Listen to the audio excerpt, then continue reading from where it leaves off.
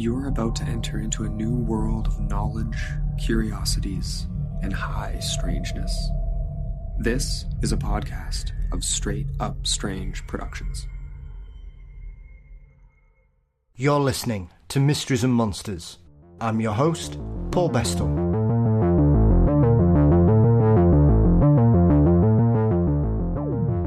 Humans have been having encounters with a variety of strange flying humanoid creatures for millennia.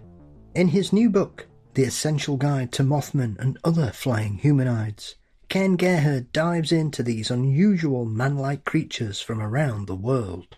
With an outstanding cover once again from Sam Sharon and an introduction by our very own Dr. Carl Schuker, it is an essential addition to anybody's cryptid collection. But before we hear from Ken, don't forget you can support Mysteries and Monsters by signing up at patreon.com/Mysteries and Monsters. $4 a month gets you ad-free episodes, guaranteed early releases, bonus content, and more. And you can also click the link in the show notes. Thank you to each and every one of you that continue to support the show with your contributions. It is always greatly appreciated. Mysteries and Monsters is across most social media platforms. Please subscribe to the Mysteries and Monsters channel on YouTube. You can also visit our website at mysteriesandmonsters.com. And don't forget, our exclusive merchandise site is available through TeePublic, and you'll find the link for that in the show notes too. Our intro and outro music are performed by the marvellous Weary Pines. Thank you as always to Dean Bestall for his wonderful art, and the show is produced by Mr. Brennan Storr of the Ghost Story Guys. In his new book, Ken presents the best evidence for the seemingly impossible airborne monsters. Next. When we think of flying creatures and cryptids from around the world, Point Pleasant's Mothman is probably the first creature that springs to mind. Yet, as he shows in his brand new book, The Essential Guide to Mothman and Other Flying Humanoids, Ken Gerhard offers us accounts of all manner of unusual flying humanoids. Ken, welcome back, sir. Paul, it's always an honor and a pleasure to be with you, my friend. Absolutely. Thanks for having me on. Hey, you are always welcome. Whenever you release a book, you're one of those authors, Ken. My eyes light up, my partner sighs, and the Amazon man comes bearing gifts for us all. And so I suppose this is one of those topics, really, because obviously Mothman, as I said in the introduction, whilst we've got the history of it in the 1960s in Point Pleasant, thanks primarily to John Keel's excellent body of work over that period of time, we're currently still going through a sort of the second cousin of Mothman, as it were, with what's going on in and around Illinois, which you refer to in the book as well, obviously with our mutual friend Tobias Whalen's work. Yes, this is true. The genesis of my research into this particular subject, Paul, started many years ago when I was first investigating reports of so-called thunderbirds or big birds. And I was living in Texas at the time, and throughout South Texas, for whatever reason, there were a number of these old historic accounts of massive birds being seen by people. Wingspans described anywhere from 15 to 20 feet across, of course, much larger than any known species. And so I began investigating those accounts, and ultimately, some of the flying humanoid Mothman type accounts sometimes get mixed in with the other winged cryptid accounts, and so it's kind of a mishmash that we have to kind of dissect and separate. But in 2009, some producers for the TV show Monster Quest contacted me. Since I was in Texas, they said, "Do you want to go down to Mexico and investigate some recent Mothman type reports down there?" And of course, I was fascinated, so I took advantage of that. And then ultimately, I began to be contacted by many individuals who claimed that they had encountered something like the Mothman. And so I interviewed a lot of these folks firsthand. And then, Point Pleasant, of course, was a dream of mine. My mother always told me about the West Virginia Mothman when I was a kid growing up. That was one of the favorite things she used to tell me about. So yeah, I've been investigating the Mothman flying humanoid phenomenon for, probably, close to 15 or 20 years now. Interviewed many people who claim they've experienced these things. I don't consider it traditional cryptozoology, and we can talk about that if you like, because I'm kind of an old school traditional cryptozoologist, and it really should be about the zoology. So unknown animals, that's what Bernard Hovelmans and Ivan Sanderson and some of those pioneers had intended for the field. And of course, things evolve and change. So Mothman has kind of become a cryptid in many people's eyes, I guess. But yeah, I'm excited to have the new book out. Yeah, it is interesting. It's one of those conundrums, Ken, and obviously over the last 10 years I've noticed this. Mothman is one of those characters that can really divide people in the cryptozoological field, because there are certain strange supernatural elements to this particular creature that we wouldn't normally prescribe to certain other well-known cryptids such as the chupacabra. Most reports of Bigfoot, yes, I know there is some offshoots of that in regards to quantum mechanics and physics and trans-dimensional transportation. But when we're talking about the real flesh and blood creatures that most of us have grown up to under the banner of cryptozoology, Mothman seems to be the straw that breaks the camel's back for some people. It seems to be, Paul, but there's some interesting, and it's what's great about this field is there's so many different dynamics at work sometimes when we get into these cases. And for example, with regard to the Mothman, initially, despite the eyewitness descriptions of the original eyewitnesses, and we can talk about some of those initial cases, but Mothman was referred to as the bird by the local media, the Mason County bird or the bird. And it took a while before the name Mothman kind of got traction once it had been invented by a newspaper writer. So it was known as the bird. Many people assume that what the eyewitnesses had seen was some type of man-sized bird. And in fact, the state of West Virginia has a long history of big bird or thunderbird accounts. I don't know a lot about the Native American traditions off the top of my head, but if you go back to the 1890s, I have accounts of a giant bird being seen in Webster County, West Virginia, described as like a monstrous eagle that was attacking livestock. It smelled really bad. It was kind of gray in color. Ultimately, it may have been dispatched by some ranchers or something. And then even in the 1920s, I interviewed a gentleman whose grandfather had a sighting of a big bird in Mingo County, West Virginia in the 1920s. He was riding in the back of a pickup truck on a work detail, and this thing swooped down, and he described it as just truly monstrous. So you have accounts of, these big birds throughout West Virginia. You have many people referring to the Mothman as the bird or a big bird for a long period of time. And so I think that kind of creates a little bit of leeway in terms of cryptozoologists that want to look at this case from a different perspective and say, well, maybe is that something that could have gotten mixed up in all of this? Could some of these people have actually seen one of these cryptid monster birds and not something supernatural? But you're right. By and large, as we talk about the Mothman case, we're going to come across a lot of these really weird kind of paranormal elements.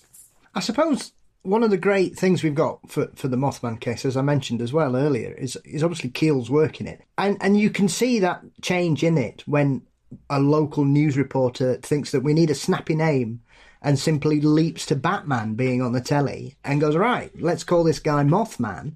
And so from that point on, you've kind of got this change in how it's perceived, as you referred to there, Ken, because they do describe it, the Scarberries and their friends at the time, they describe it as a monstrous bird-type creature with enormous wings, and they don't seem to give it any sort of human-like traits. And so, other than it being on two legs or two claws or whatever it is during those initial sightings and a couple of others, there isn't anything that really suggests it's human-like. It seems to be some kind of bird creature of some description. Well, you're mostly right, although I would argue that the initial descriptions were, of course, you're talking about the famous case that occurred on the evening of November 14th, 1966, when Roger and Linda Scarberry and Stephen Mary Mallett, 4 eyewitnesses, observed this creature in the TNT area outside of Point Pleasant, West Virginia. And the thing that really, they noticed that was most startling were its eyes, which seemed to be illuminated this bright red color. They found it very kind of hypnotic and weird, and it kind of paralyzed them, if you will, for a brief amount of time. But they were all pretty consistent in describing this thing as having, they estimated the height at about 6.5 to 7 feet tall. That was mostly the guys that did that, Steve and Roger. But they did describe it as having very sort of stout, thick, man-like legs, long man-like legs. And that is the one characteristic that if we talk about any of, type of bird. You do have, of course, birds with long legs, but they're typically very skinny, and those birds are wading birds, and it's more aerodynamic, of course. So you don't expect to see. Now, they also described it as kind of, when it did move on these two human-like legs, it was very awkward. It was almost they described it as a clumsy duck kind of waddling into this old power plant building. So the glowing eyes, we can't connect really to any bird species, although some skeptics have argued that owls with reflective red eyes could have been the explanation for that. But the powerful man-like legs, no arms were reported really, but the wings were very prevalent. And they did see those. So yeah, many people did assume that they had seen a bird for a long period of time. And in fact, there's one eyewitness account, a guy named Thomas Urey, who John Keel covered in the Mothman prophecies, who had a sighting on November 25th, 1966, about 10 days after the Scarberry Mallet sighting. He swears that what he saw, and he had a daylight sighting in the morning, that this thing was flying circles over his car, that it was a bird. And to the very end, Thomas Urey, I forget, he passed a few years ago, but he would speak at the Mothman Festival and tell people, I saw a bird. It was not human-like at all. And he actually had a bit of an issue with John Keel, or at least the editors of that book, Mothman Prophecies, because he felt like his observation had been kind of misrepresented and that they had kind of twisted it a little bit so that it sounded more like a humanoid type of thing. Mm-hmm. I suppose, do you think that's because Mothman sounds more mysterious than unknown giant bird? Well, I mean, it's a cool name. We gotta recognize that. I just mentioned a Mothman festival. There's an annual festival in Point Pleasant, and they draws like tens of thousands of people that come out. It's become a huge cultural phenomenon. And what I've noticed at Mothman Festival, compared to say other Bigfoot cryptid events that I speak at, is that it's attracted a lot of younger people. It's a younger demographic. They're very steampunk, if you will. A lot of them like to dress up in costumes, and the insect theme is very prevalent. Butterfly wings or in different insect parts or whatever. So there's something about the idea of a Mothman, for whatever reason, that I think people find quite appealing. It's just kind of a weird image, and it's a cool name. I think as well, the power it's had in regards to its lifespan, because as you mentioned there, I mean, it'll be 60 years next year, incredibly, when it's anniversary, Ken. And as you referred to, I mean, the festival is on my bucket list. It's probably one of the most photographed and beloved cryptid statues in the world of monsters, I would suggest. People from around the world know that shiny butt. Whether they know it's Mothman's or not, Ken, they know that there's this strange statue somewhere in West Virginia.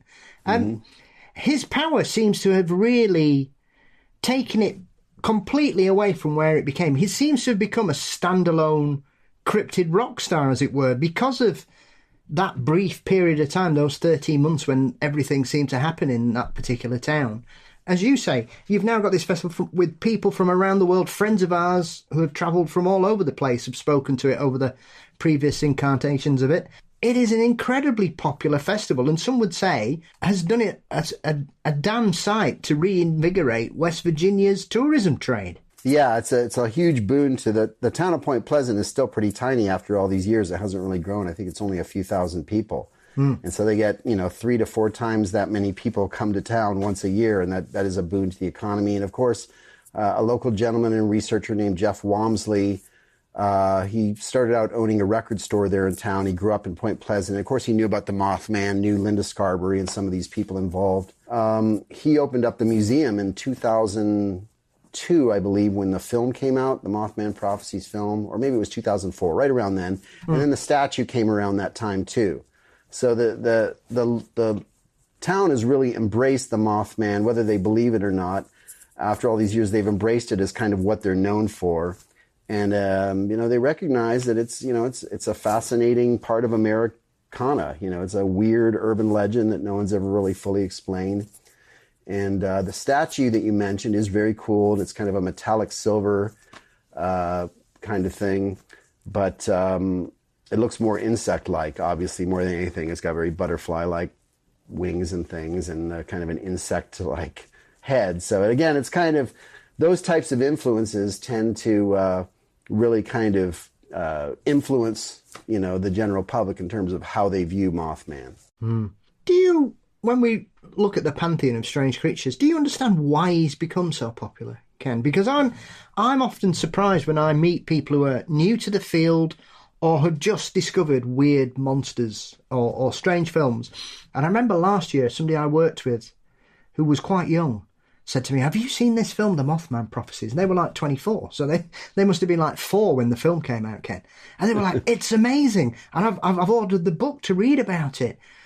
And I'm thinking, you're not the type of person that I would think that Mothman would get its claws into. But clearly, there's something about it. Do you understand this as we speak here, both as lovers of strange creatures wandering all over the place? Well, as a fan of the cinema, and particularly like monster movies and science fiction and stuff, I think the Mothman, in many people's minds, represents the closest thing to a living, breathing science fiction movie, or character from a superhero movie or something. It's an anthropomorphic creature, so it combines these elements of human and an animal, and there are all these it obviously can fly at impossible speeds, and it's got these hypnotic trance-like eyes, and it may be associated with UFOs, and mysterious men in black show up to silence whoever has seen this thing. And some of the eyewitnesses, including Linda Scarberry and Marcella Bennett, claim that they developed psychic abilities after their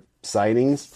So there's just so many elements of like a sci-fi or a horror movie that are like almost, but are alleged to be real, And so it kind of, for my generation at least, I grew up on the original Star Trek, and then I was about the right age when Star Wars came out, and those types of films, have certainly had a huge influence too in terms of introducing kind of all these alien types of creatures and characters that people find relatable. So yeah, I suppose when I saw everything that started kicking off in Illinois it's probably about 10 years ago, I think the stories started coming out. There was a few sporadic ones prior to that. How do you view that, Ken? Because I know, as I mentioned, Tobias has done a great deal of work on this. He featured in recent episode of Unsolved Mysteries covering the case.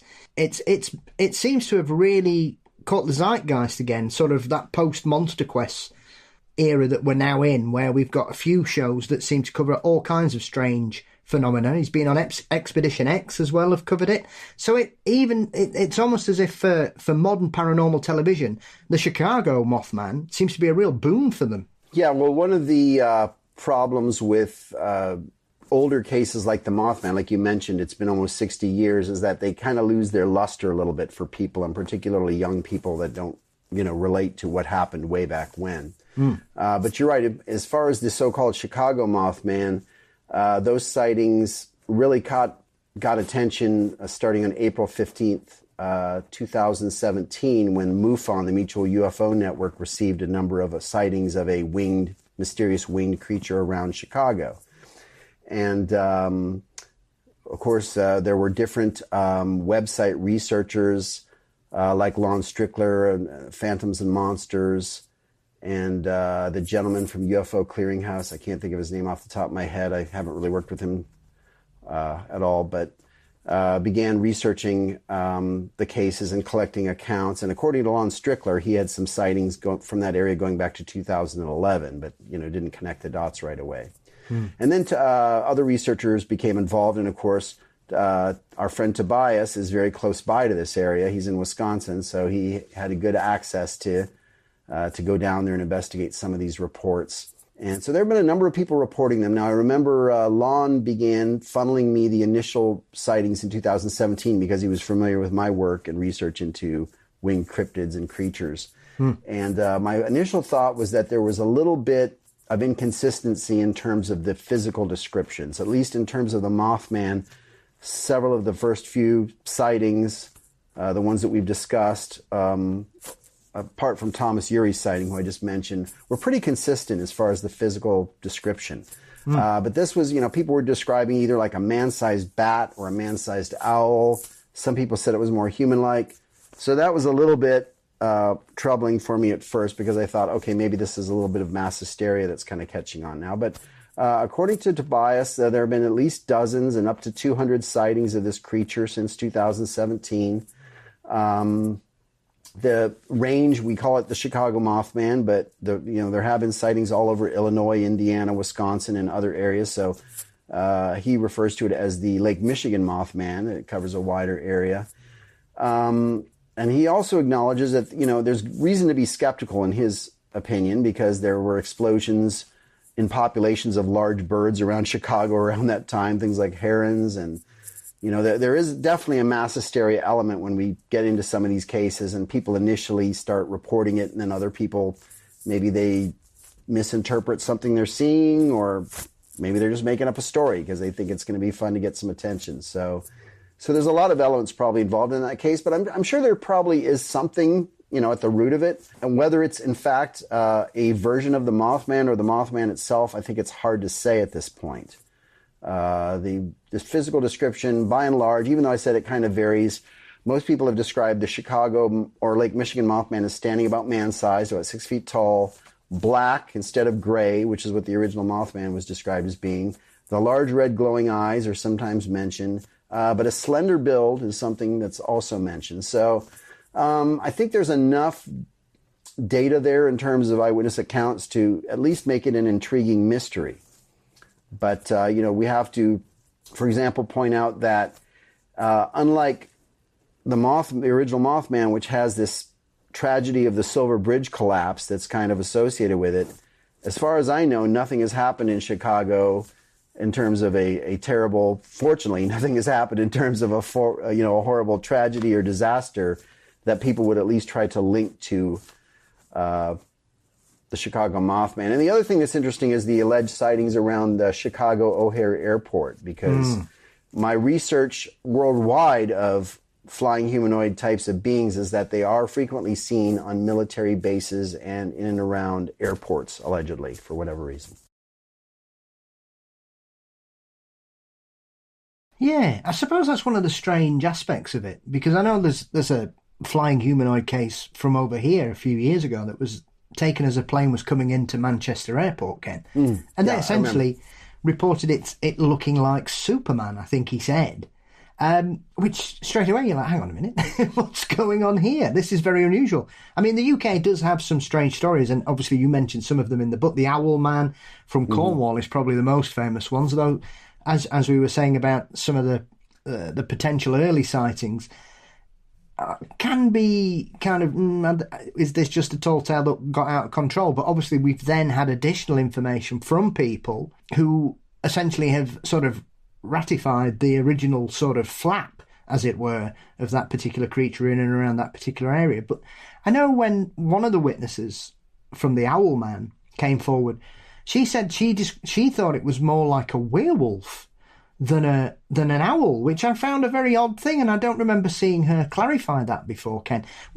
Did that surprise you? Because that kind of takes it away from what everybody else seemed to have reported at the time. Yeah, that's true. I think you're referring to the eyewitness known as Barbara Perry, although that may have been a pseudonym that she used. Now, we have to remember that she was very young. All the original Owlman eyewitnesses were young women, Vicky and June Melling, and then Barbara Perry, Sally Chapman, and some others. So that the fact that it was young people, obviously they tend to have a little bit more of an imagination, and they certainly don't have as much exposure or life experience to, not that anyone's expecting to see something like that. Yes. But you're right. She had mentioned in a letter to our colleague John Downs, who wrote the excellent Owlman book, she had mentioned that when she had just seen a werewolf movie at the cinema maybe a week prior.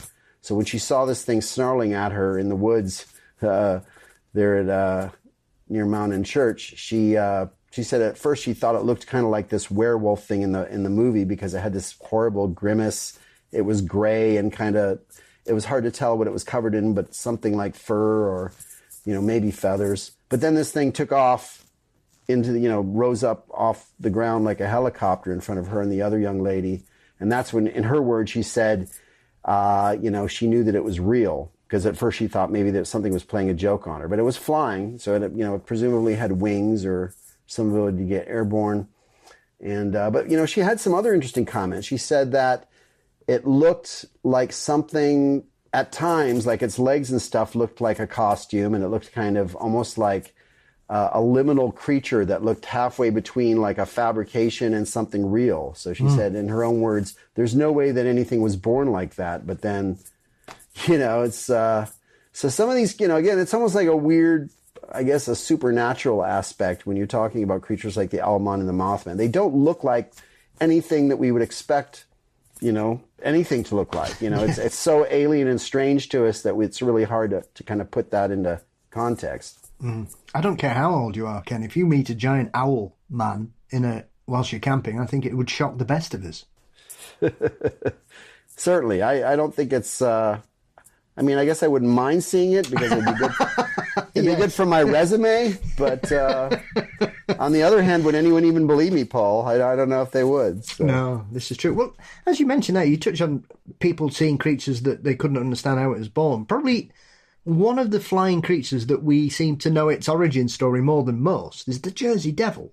And I think regardless of the initial stories and the legend that came out of it, it does seem now that the Pine Barrens area seems to be having something weird going on in that area. But once again, as I said about Point Pleasant, is another area that seems to have really embraced the Jersey Devil. I was watching a documentary the other day from a comedian here in the UK who was travelling around America, and he went to Birmingham near the Pine Barrens and sampled their Jersey Devil burger. So clearly, it's culturally important to those particular areas. It's not just places like Point Pleasant or Oregon or British Columbia that love their cryptids. It seems that these small towns really take them to their heart as well. Oh, yeah, that's a good point. The Jersey Devil, again, a great monster in Americana. The story goes back 3 centuries, doesn't it, Paul? I mean, supposedly the origin story goes back to 1735, when a woman named Mother Leeds supposedly gave birth this 13th child that was unwanted, and she cursed it, and it turned into this abomination with wings and flew out into the Pine Barrens of New Jersey, where it lives to this day. And of course, people that aren't familiar with New Jersey probably visualize a lot of turnpikes and factories and things like that, which is mostly true in the northern part. But once you get into southern New Jersey, it is well-forested area. The Pine Barrens is a forested area that has never really been fully developed because apparently the soil was not really good for agriculture, and there may have been some lumber work that was done in there. But it's a pretty pristine area still. So the stories and traditions continue. Now, admittedly, the Jersey Devil is equally as weird to these other winged creatures we're talking about. I mean, the general archetype consists of a 3.5 foot tall creature that stands on 2 legs, but it has kind of this kangaroo-shaped body with a long head or muzzle. Some people describe it as having horns or glowing eyes, or a long tail with a kind of a fork on the end. So a really weird chimera of different creatures. And back when the primary flap of sightings occurred in the 3rd week of January 1909, when lots of people were in mass panic around that area that claimed they were having sightings and finding footprints of this hoofed footprints on the rooftops in the snow and things like that. There was one story of the Jersey Devil seen breathing fire onto a railroad track and melting it. It supposedly attacked a trolley car and killed a dog and did all these horrible, abominable things. So I don't know if it's how much truth we can really put in these old stories, Paul, but I will say that I've interviewed one gentleman, one modern eyewitness, a gentleman named Jonathan Lackey, who grew up in Yardley, Pennsylvania, right there across from the Pine Barrens. And he claims that back in 1977, he was spotlighting with a friend. That's when you drive around at night with a big spotlight on your car and shine it at things. And they saw this thing cross the road. And he says that it was about the size of a Doberman Pinscher dog. It did have wings and 4 legs, a long tail, and a monkey-like head. And he said it looked kind of wet, like it had just come out of the river. So I don't know if that exactly matches up with the Jersey Devil sightings, but it's kind of closer to anything that I've ever, heard of. And he seemed very sincere in terms of what he claims he saw. He, in fact, is in his own words, for years I didn't want to tell anyone about this, but now I don't care. I know what I saw. And so who knows? There may be something to the Jersey Devil story. I haven't, unfortunately, had an opportunity to go investigate that yet. But now that I'm up here in upstate New York, it's just a few hours away. So I guess it's on the list. Absolutely. I was going to say, I would be hoping you would be heading down to the Pine Barrens soon enough, Ken, because whatever happens, it's an incredible area. It's one of those, I think, as you say, you mentioned the term New Jersey and people go, well, how woodlandy can it be there? But it's an incredible expanse of land that goes on for miles. Yeah, that's my understanding. And there have been other weird things that have happened down there, Bigfoot sightings and things. But I do know, I have met in recent years a couple of guys, researchers that go to that area on a regular basis. So I'm hoping to connect with them and just, take a look. I mean, I don't know if I put as much credibility into something like the Jersey Devil as other cryptids, even Mothman, because it seems like most of the sightings are very old. At least for Mothman, we have a case from the 1960s, and I can even reference sightings from more recently than that. So, but it's still a great mystery, and it may actually be, there may be a connection. I mean, when we talk about these winged abominations, these creatures that combine all of these elements, and then we consider all of the kind of supernatural, paranormal aspects, there may be a connection. Well, I know, obviously, the Jersey Devil's included in your chapter of gargoyles and chimeras. And one of those that's very interesting in there is this creature that someone saw in Edmonds in Washington State, Ken. Yes. Which essentially seems to be a flying black panther, which you think, when we talk about strange creatures, once again, this is one that shouldn't be, because we're like, how does this work? Now, obviously, we are aware that there is a strange genetic condition that affects domestic cats where they seem to grow wings on them. And the term escapes me, but they become very popular. And I've seen numerous stories over the years of very, very business-minded young people who suddenly start charging, 5 cents or 50 pence to come and look at my winged cat in their little shed. And they do very well for themselves.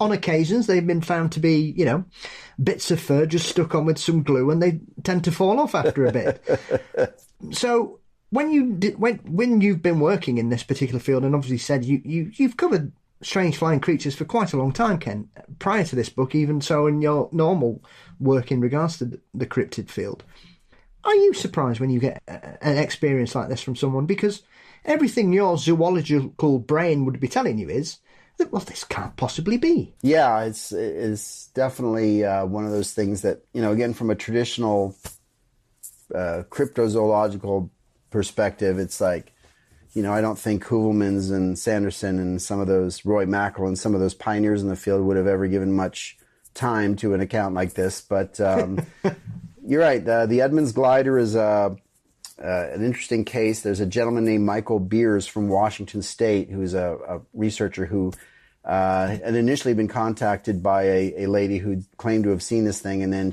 he found out subsequently that there had been another eyewitness on another occasion, and what they described this thing as not real large, but basically a four-legged animal, cat-like or otter-like in appearance, with definitive black raven-like wings on its back, and that it could swim and fly. Or they kind of, at least one witness observed it doing both. Pretty weird stuff.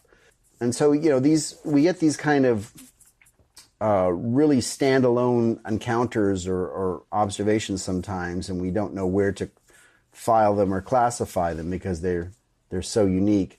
I can say that, since we have been talking about West Virginia, a few years ago, I was contacted by a woman from the state of West Virginia who claimed that she and her daughter had seen a winged black panther take off out of her yard, and they both kind of looked at each other like, did you see that? And she claimed that maybe they had a subsequent sighting the following night where it turned into kind of a glowing orb of light and floated away. So it was a pretty weird story. But again, when you speak to these people, Paul, and I try to do a thorough phone interview and sometimes follow up with these eyewitnesses. Many times they do strike me as very sincere in their convictions, and particularly when you have multiple eyewitnesses and, they kind of hand the phone over and you speak to both of them. It adds a little bit more weight to the possibility that it's not just somebody pulling your leg or making up a story, right? But the Edmonds glider from Washington is Yeah, it's kind of a weird case. I'm sure if Michael Beers put some more time into it, and perhaps once the book is published, someone else will come forward that claim they saw this thing.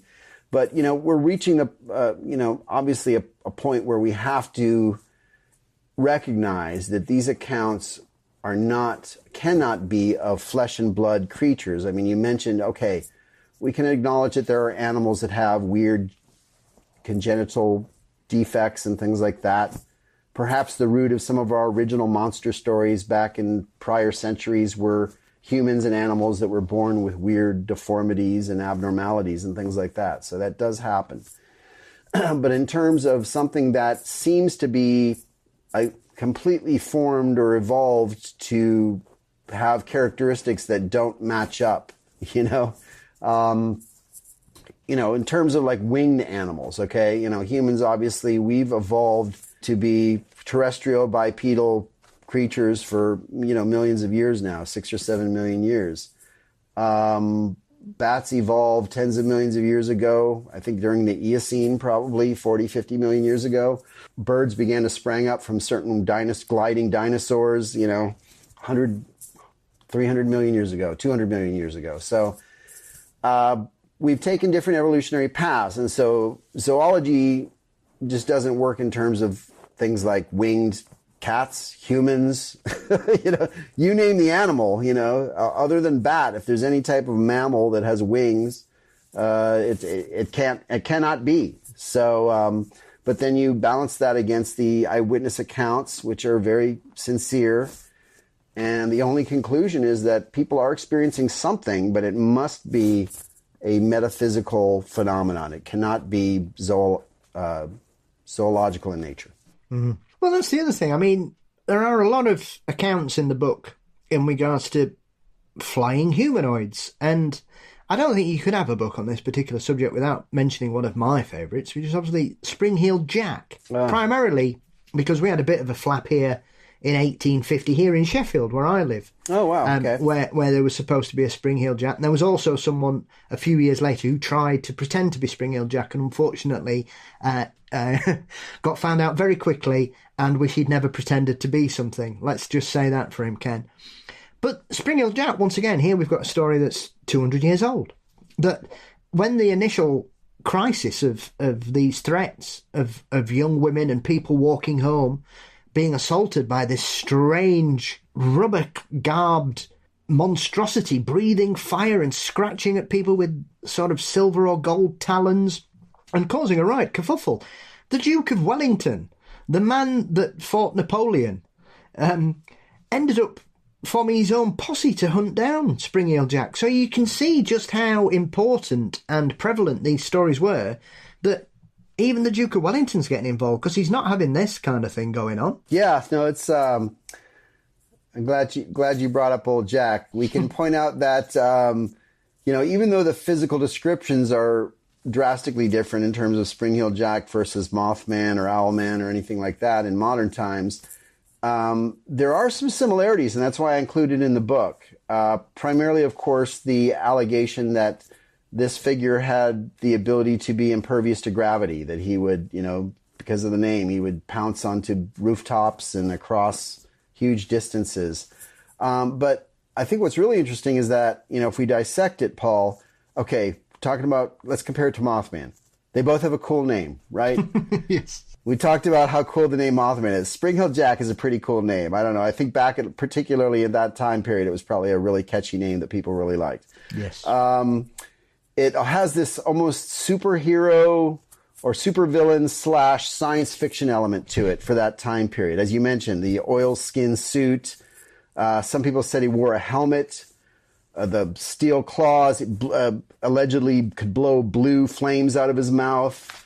High knee-length boots. So it almost, it's got, again, this kind of sci-fi, almost like fantasy element to it that is very appealing to people.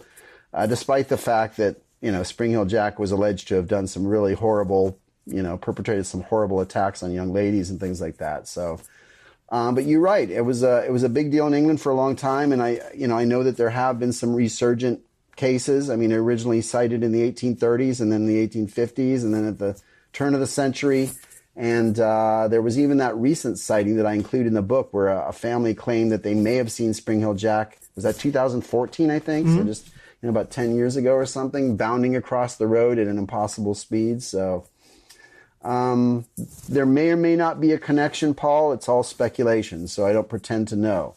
But I think there are enough similarities in these types of cases, even centuries apart, that it's worth kind of comparing them. And once again, another one. On one of his comeback tours, Ken, he decided to start bothering some soldiers at a military base. Military base, yeah. Another similarity. Yeah, playing the world's most dangerous game of hide and seek at that particular point, it would seem, because he seemed to be bothering two men with guns, which doesn't seem the brightest idea for a hoaxer, you would suggest, Ken. Yeah, that's true. And as I said, I've also got encounters with similar winged creatures or gravitationally defiant beings on military bases in Mexico, Texas, in Asia during the Vietnam War, during the Korean War, that sometimes soldiers on sentry at these bases would claim that they'd encountered these winged humanoid types of creatures as well. So that's I don't know what to make of it, but that is a recurring theme.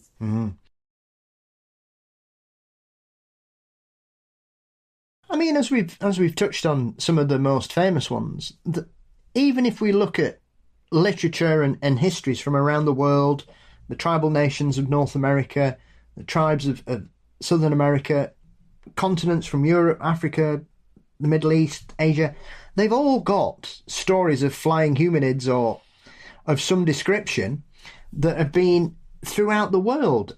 And it seems to be one of those things, like dragons and ghosts and vampires, that these stories have always been with us, and it just seems that over the last 200 years people have gone, no, that can't be true, can it? But people have been seeing strange things forever. Well, there are certain archetypes throughout history in terms of monsters that have been reoccurring.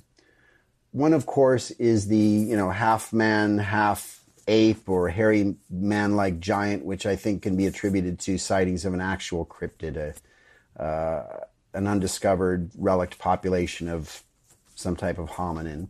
But then you have, dragons, as you mentioned. But then you also have, like the so-called werewolf, the half man, half wolf, or dog-headed man type creature, which we've had this resurgence of accounts of the so-called dog man, modern werewolves that have kind of been, but those stories go way back.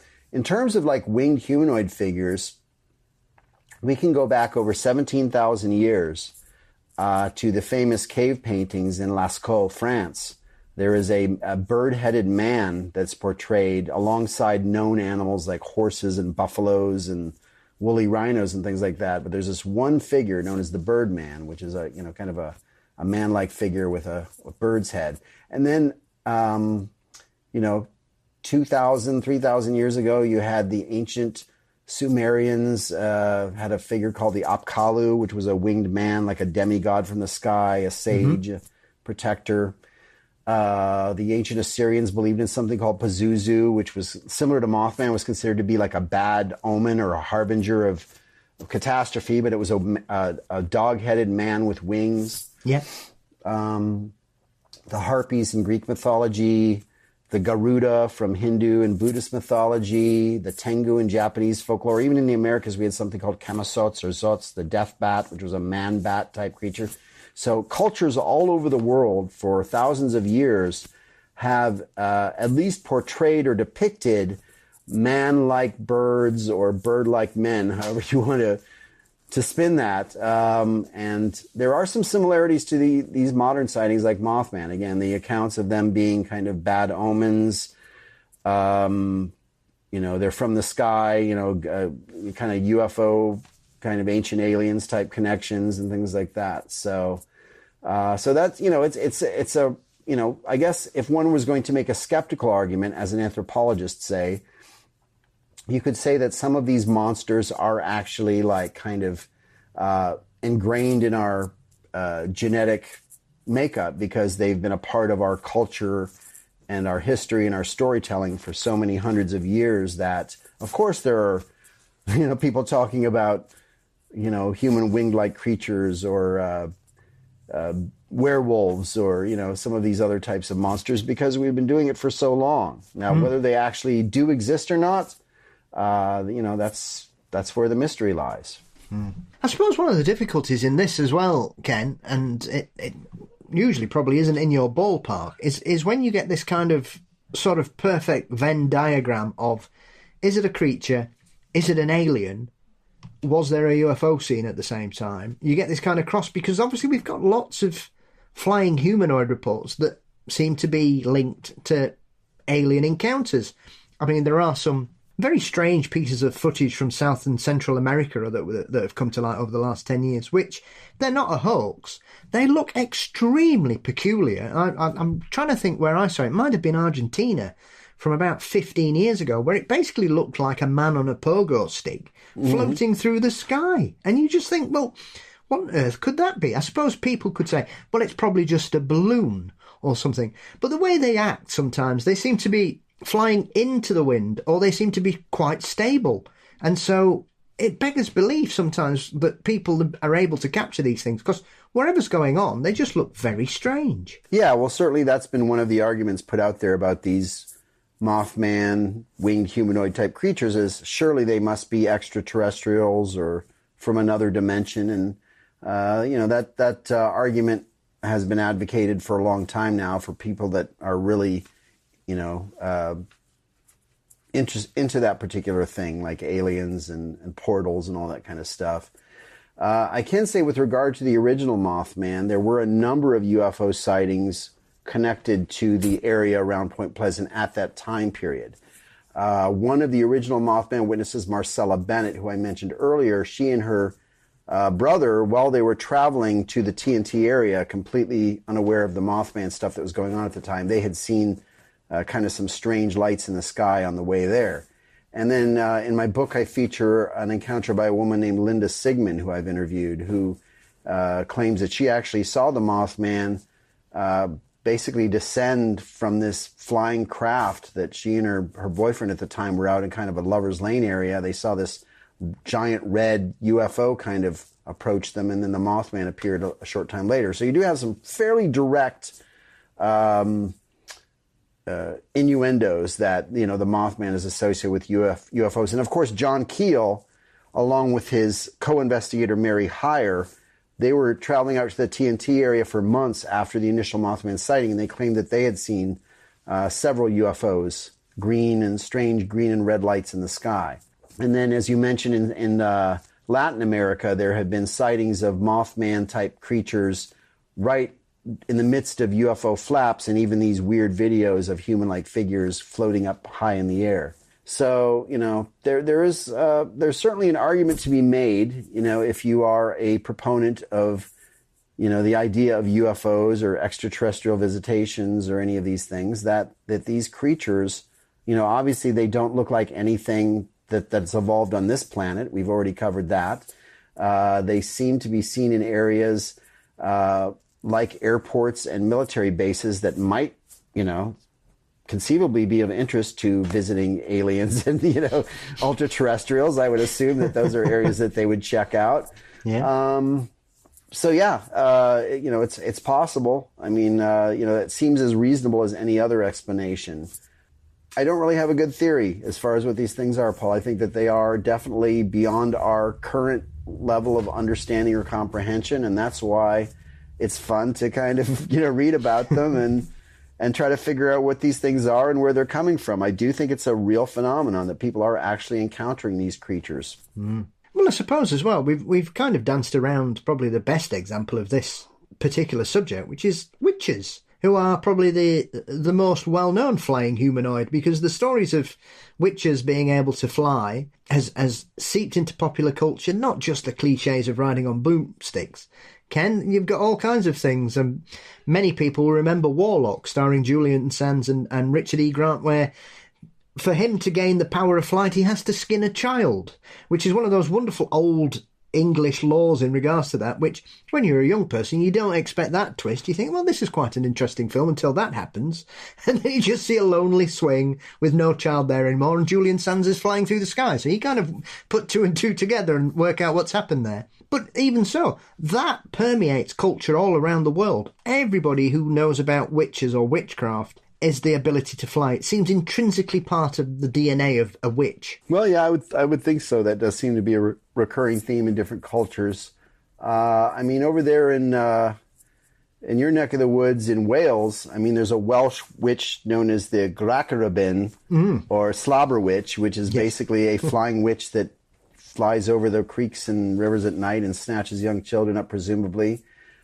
In Mexican American and, having lived in Texas many years, kind of Mexican American culture, Latin American culture, there's something known as lechuza, which is a witch that can transform into a giant bird, or the head of a woman in the body of a bird, or a large owl. But the really interesting case that we may be foreshadowing here is that in 2009, I traveled down to Mexico and interviewed a police officer named Leonardo Samaniego, who claimed that a flying witch attacked his patrol car. And actually, he was driving patrol on this road one night in a place called Guadalupe, which is on the outskirts of Monterrey, Mexico. And this figure descended from the air.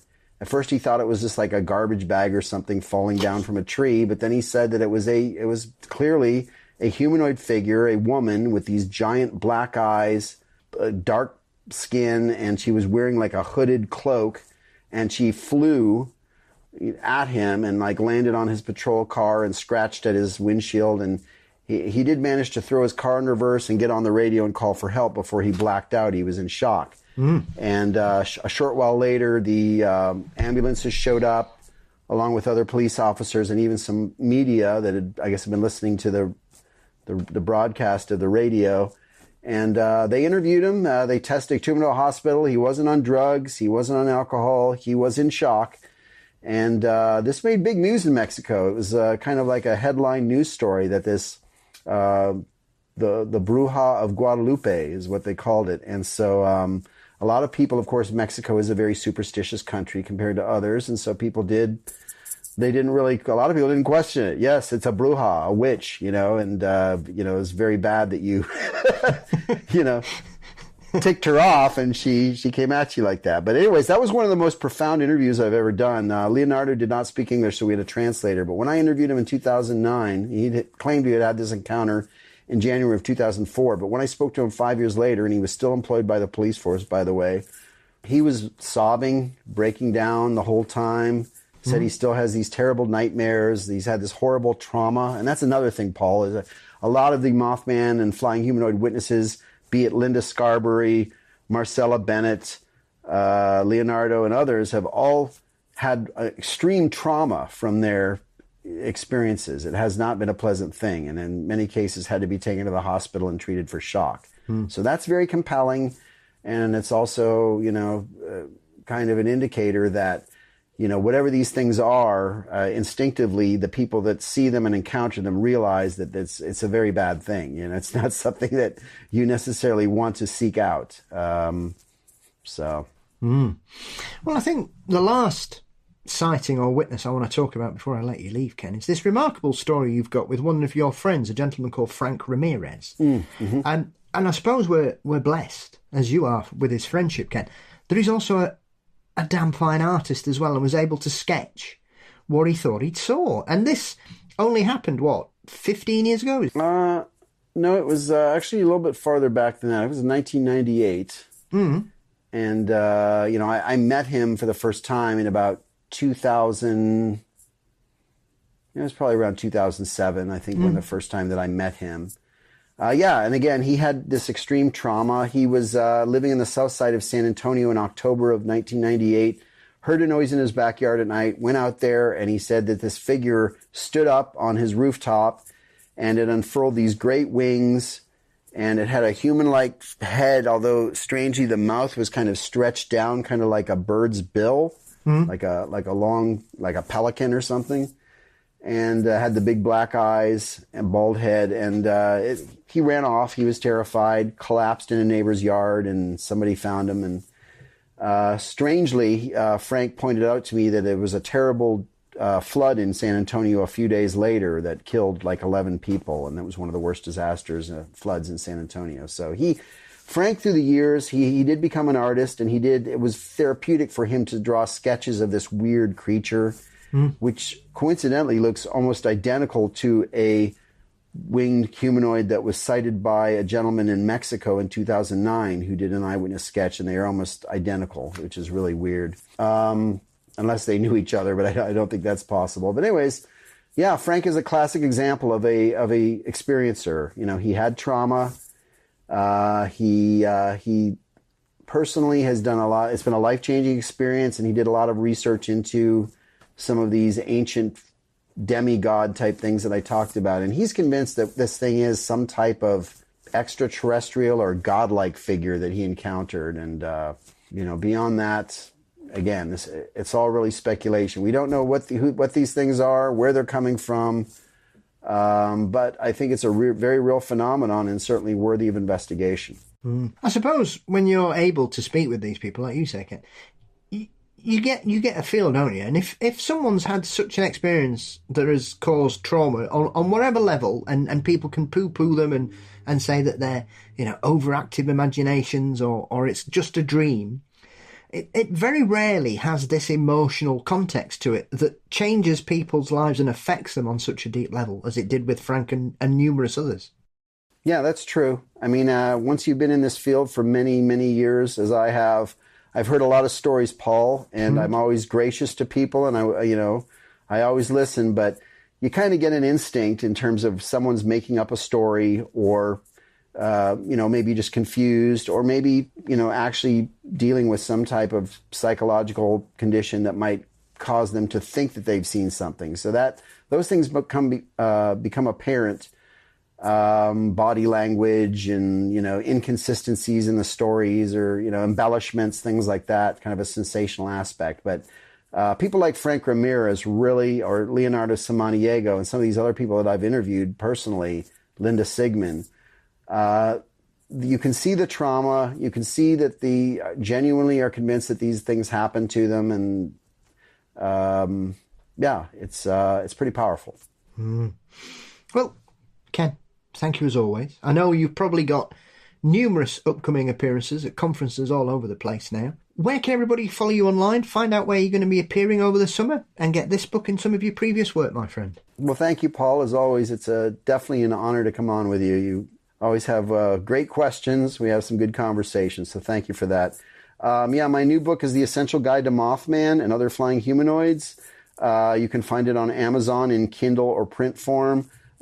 People can also contact me directly if they'd like a signed copy. I'm happy to do that. Please go to my website, kengerhard.com, to find links to purchase books. And also I offer an online cryptozoology course, perhaps the only one in the world as far as I know. And we just recently covered Mothman in a class, and I do have a recorded version of that available if people are interested as well. But we cover in my online course all kinds of cryptids and cryptid topics, and people can find that link on my website as well.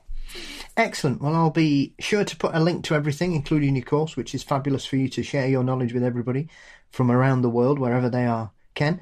And obviously, all I'll say to you is thank you as always. I hope I get the exclusive when you catch the Jersey Devil on your trip down to the Pine Barrens, Ken. I hope we can arrange that.